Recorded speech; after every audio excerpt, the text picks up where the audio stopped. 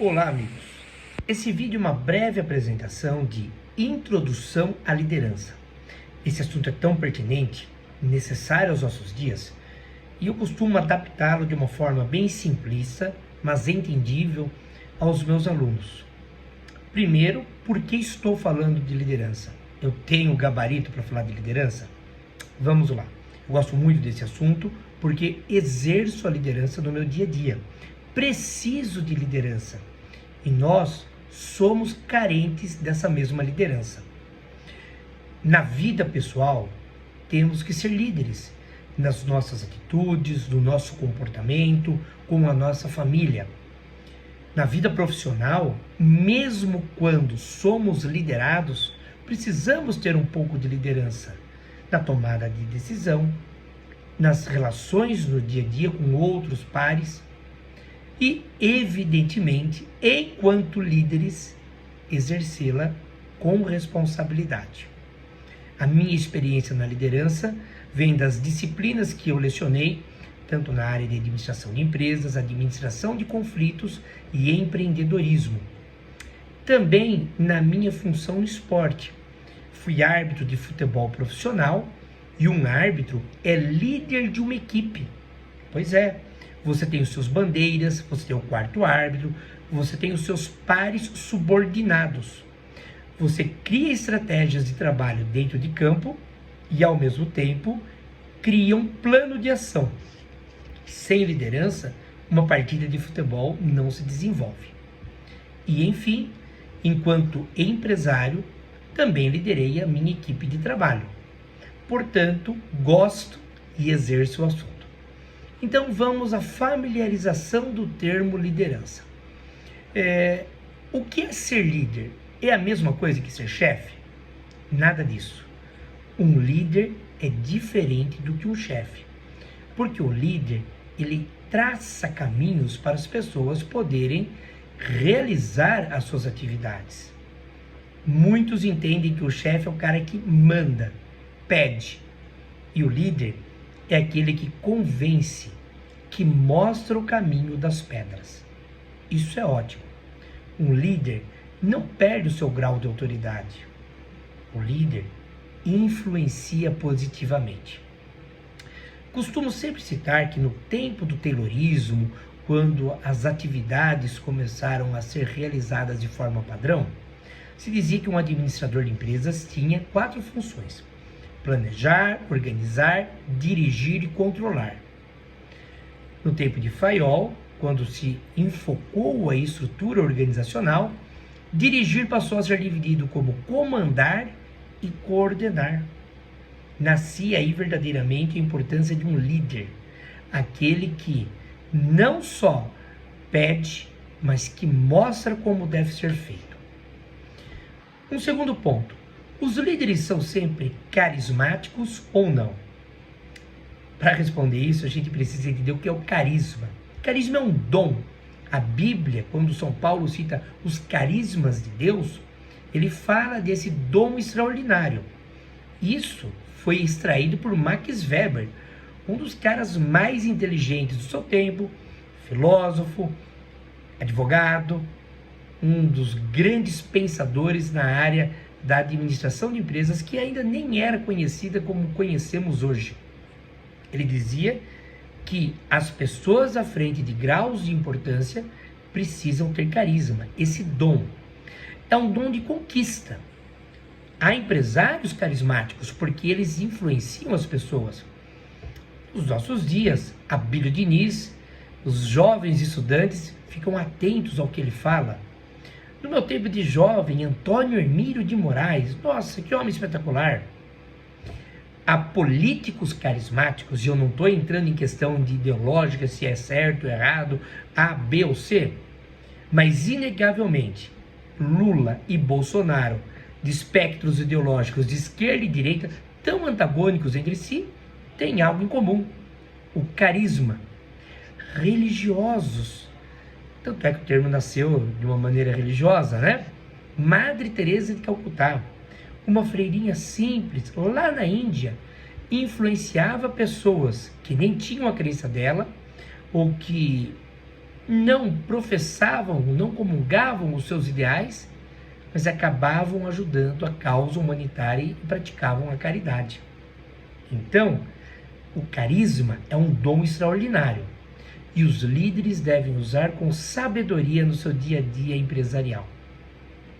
Terceiro ponto, os líderes devem centralizar ou descentralizar as suas tarefas, as suas decisões.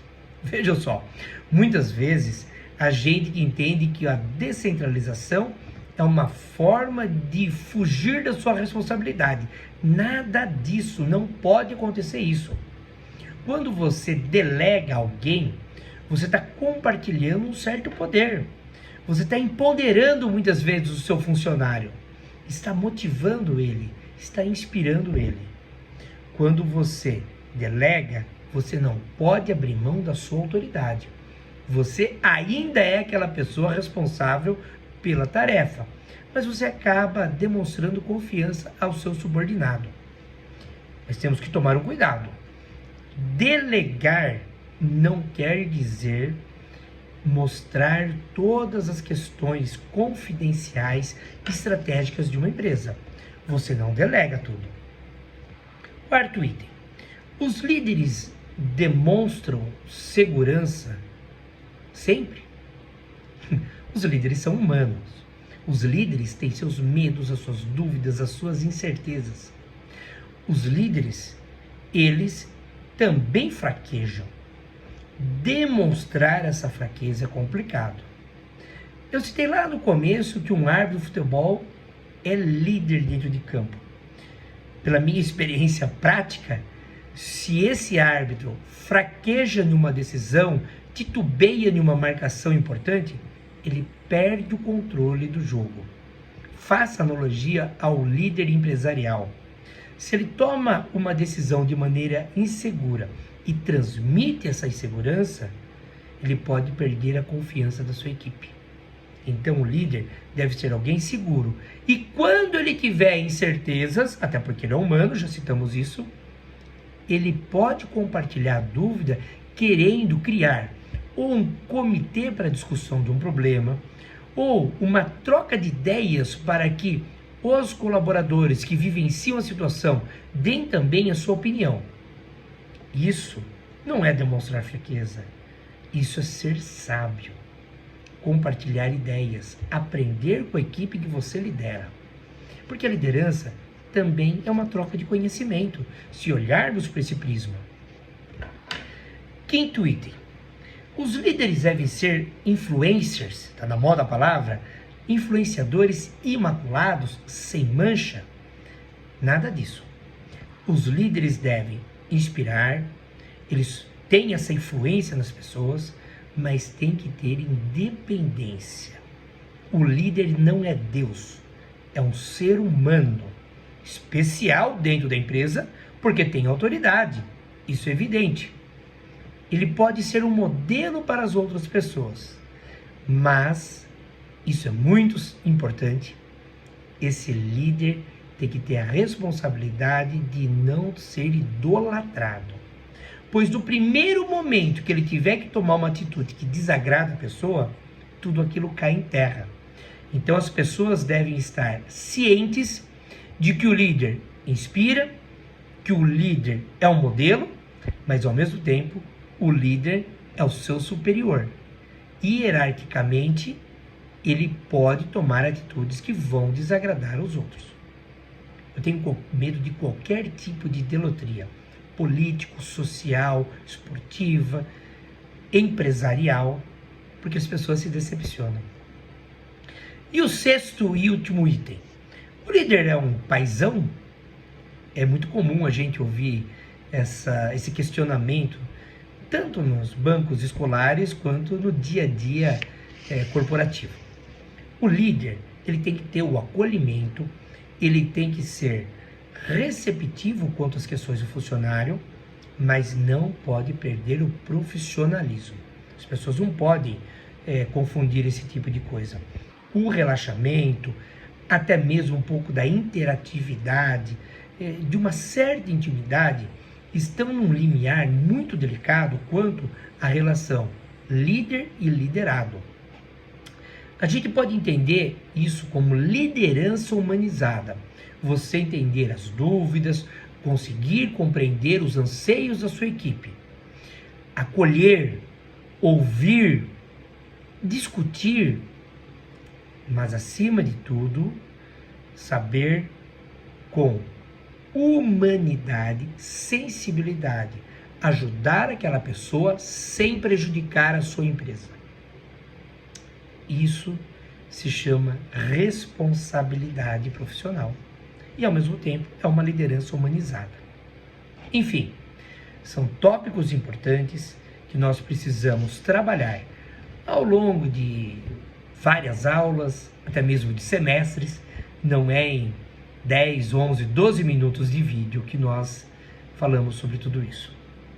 Muito obrigado pela atenção. É sempre um prazer compartilhar conhecimento. Até mais.